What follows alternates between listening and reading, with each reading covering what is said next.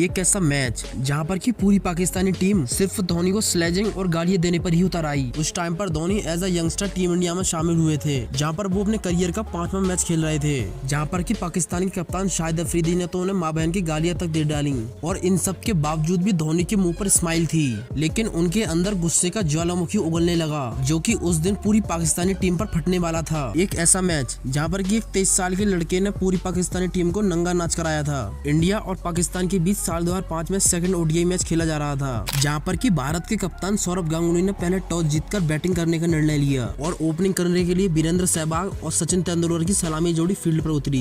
भारत की तरफ से वीरेंद्र सहवाग ने पारी की ताबड़तोड़ शुरुआत की और पाकिस्तानी बॉलर्स पर अपना कहर बरसाना शुरू कर दिया। सहवाग ने इनिंग्स के तीसरे ही ओवर में छक्का लगाकर अपने इरादे साफ कर दिए कि तभी एक शानदार डायरेक्ट हिट की वजह से सचिन तेंदुलकर 2 रन बनाकर रन आउट हो गए। पाकिस्तानी टीम खुशी के मारे पागल सी हो रही थी, जैसे कि उन्होंने सचिन के विकेट के बाद पूरा मैच ही जीत लिया हो। जिसके बाद में नंबर 3 पर बैटिंग करने के लिए आते हैं MS धोनी। MS धोनी को फील्ड पर देखकर सभी लोग शॉक हो जाते हैं, क्योंकि नंबर 3 पर बैटिंग करने के लिए सौरभ गांगुली आते थे। लोअर मिडिल ऑर्डर में बैटिंग करते हुए MS धोनी अपने शुरुआती 4 मैचेस में बुरी तरह से फ्लॉप हो गए थे और इसको देखते हुए सौरभ गांगुली ने अपना नंबर MS धोनी को दे दिया। लेकिन सचिन के विकेट का वीरेंद्र सहवाग पर कोई भी असर नहीं पड़ा और वो लगातार छक्के चौकों की बरसात करते रहे। इधर धोनी ने भी एक शानदार कवर ड्राइव चौके के साथ अपना खाता खोला और 6 ओवर के बाद भारत का स्कोर 54 रन पर 1 विकेट हो चुका था। लेकिन सहवाग तो मानो पूरी पाकिस्तानी टीम को निगल ही जाना चाहते थे। जिसके बाद में इनिंग्स का 9वां ओवर लेकर आए शाहिद अफरीदी को MS धोनी एक बहुत ही शानदार इनसाइड आउट शॉट मारते हैं और यहीं से शुरू हुई पाकिस्तान की उल्टी गिनती,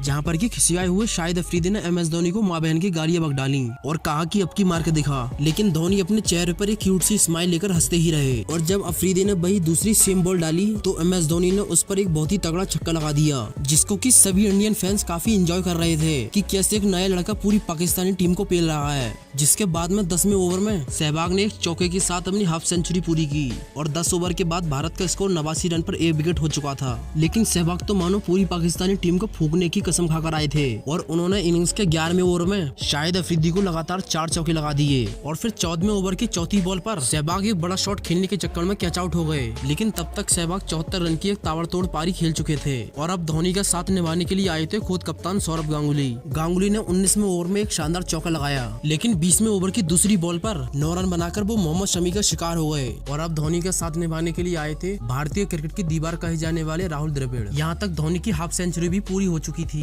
द्रविड़ ने एक शानदार स्ट्रेट ड्राइव के साथ अपना खाता खोला, जिसके बाद में अगले कुछ ओवर्स में धोनी और द्रविड़ ने इंडियन इनिंग्स को धीरे धीरे करके आगे बढ़ाया और इंडिया का स्कोर 25 ओवर के बाद 3 विकेट के नुकसान पर 167 रन हो चुका था और फिर 25 ओवर के बाद धोनी ने अपना काउंटर अटैक शुरू कर दिया। फिर क्या अरशद, क्या हफीज और क्या अफरीदी, धोनी ने सभी पाकिस्तानी स्पिनर्स की अच्छे से खबर ली और फिर 31वें ओवर की पहली बॉल पर चौका लगाकर धोनी 99 पर पहुंच गए और अगली ही बॉल पर एक सिंगल के साथ अपने क्रिकेटिंग करियर की पहली सेंचुरी लगाई। जिसके बाद में धोनी ने अगली बॉल पर चौका लगाकर अपनी सेंचुरी सेलिब्रेट की। सेंचुरी के बाद तो मानो कि धोनी के बल्ले से आग बरस रही हो और उन्होंने आगे बढ़कर अफरीदी के मुंह पर जैसे थप्पड़ से 6 मारे और अफरीदी के 40वें ओवर में एक के बाद एक 2 गगनचुंबी छक्के लगाए, जो कि अफरीदी को किसी कांटे की तरह चुभ रहे थे। 40 ओवर के बाद भारत का स्कोर 280 रन पर 3 विकेट हो चुका था। 41वें ओवर में धोनी एक और शानदार चौका लगाते हैं, जिसके बाद में 42वें ओवर की दूसरी बॉल पर धोनी एक बड़ा शॉट लगाने के चक्कर में कैच आउट हो जाते हैं। लेकिन तब तक धोनी पूरी पाकिस्तानी टीम को खून के आंसू रुला चुके थे।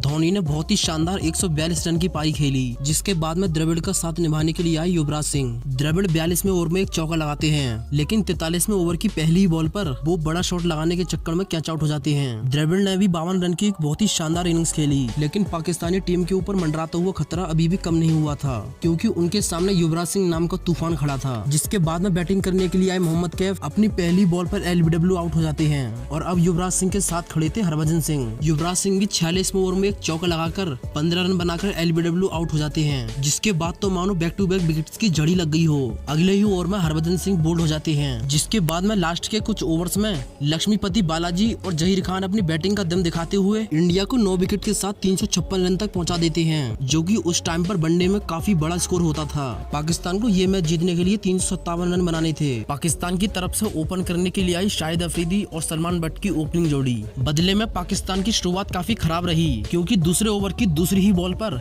आशीष नेहरा ने शाहिद अफरीदी को बोल्ड करके पवेलियन का रास्ता दिखा दिया और अब बैटिंग करने के लिए आए थे अब्दुल रज़ाक। शाहिद अफरीदी का विकेट गिरने के बावजूद दोनों बैट्समैन काफी तेजी से रन बना रहे थे, जहां पर कि अब्दुल रज़ाक इनिंग्स के चौथे ओवर में आशीष नेहरा को लगातार 3 चौके लगा देते हैं। 6 ओवर के बाद पाकिस्तान का स्कोर 46 रन पर 1 विकेट हो चुका था, जो कि रिक्वायर्ड रन रेट के मुताबिक ही चल रहा था। सलमान बट और अब्दुल रज्जाक फील्ड पर ऐसे डट गए थे जैसे कि मानो वो पूरा मैच खत्म करके ही आएंगे। पाकिस्तान के लिए मानो रन बन नहीं रहे थे बल्कि बह रहे थे, और इसी को रोकने के लिए कप्तान सौरभ गांगुली आशीष नेहरा को अटैक पर लाते हैं और 14वें ओवर की लास्ट बॉल पर सलमान बट बड़ा शॉट लगाने के चक्कर में कैच आउट हो जाते हैं। और अब बैटिंग करने के लिए आए थे खुद कप्तान इंजमाम उल हक। विकेट जरूर गिरा था, लेकिन उस विकेट का अब्दुल रज्जाक पर कोई इफेक्ट नहीं पड़ा। वो पूरे ताबड़तोड़ तरीके से चौकों की बरसात कर रहे थे। यहाँ तक अब्दुल रज्जाक की हाफ सेंचुरी भी पूरी हो चुकी थी, जिसके बाद में इंजमाम भी अपना दमखम दिखाते हुए हरभजन के ओवर में एक लंबा 6 लगाते हैं। तभी 20वां ओवर डालने के लिए कप्तान सौरभ सचिन को ओवर देते हैं, जहाँ पर कि सचिन के ओवर की पहली बॉल पर इंजमाम उल हक 16 रन बनाकर रन आउट हो जाते हैं। और अब बैटिंग करने के लिए आए थे मोहम्मद यूसुफ। विकेट लगातार गिर रहे थे,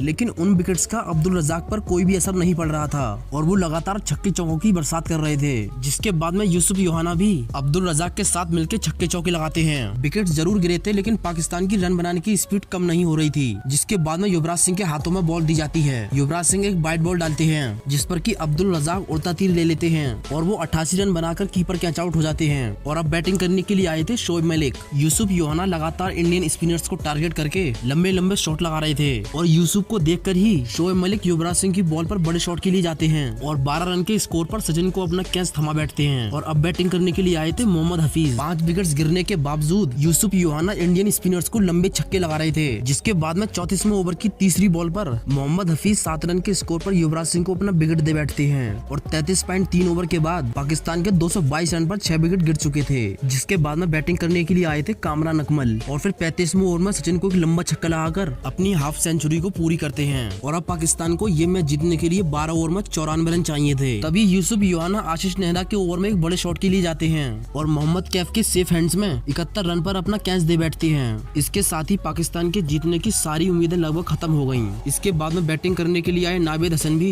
2 रन बनाकर धोनी को कैच देकर चलते बनते हैं। अब पाकिस्तान के 268 रन पर 8 विकेट गिर चुके थे। जिसके बाद में बैटिंग करने के लिए आए थे मोहम्मद शमी, और अब पाकिस्तान के बस एक ही प्रॉपर बैट्समैन फील्ड पर बचे थे, और वो थे कामरान अकमल, जो कि बाउंड्रीज और बड़े शॉट लगाकर अकेले ही फाइट कर रहे थे। जिसके बाद में 44वें ओवर में हरभजन सिंह की बॉल पर मोहम्मद शमी एक स्वीप शॉट लगाने के लिए गए, लेकिन युवराज सिंह के एक बेहतरीन कैच की बदौलत मोहम्मद शमी 2 रन बनाकर डगआउट की तरफ चल दिए। और अब पाकिस्तान को लास्ट के 6 ओवर में 59 रन चाहिए थे और उनके पास बस एक ही विकेट बचा था। जिसके बाद में जहीर खान की एक इनस्विंग बॉल कामरान अकमल के पैड्स पर जाकर लगती है और कामरान अकमल LBW आउट हो जाते हैं और इंडिया 58 रन से इस मैच को जीत जाता है। धोनी की ये इनिंग सबक थी अफरीदी के लिए और पूरी पाकिस्तानी टीम के लिए, जिन्होंने की एक युवा बल्लेबाज का मजाक बनाया था। और क्रिकेट में इससे अच्छा रिवेंज लेने का तरीका हो ही नहीं सकता।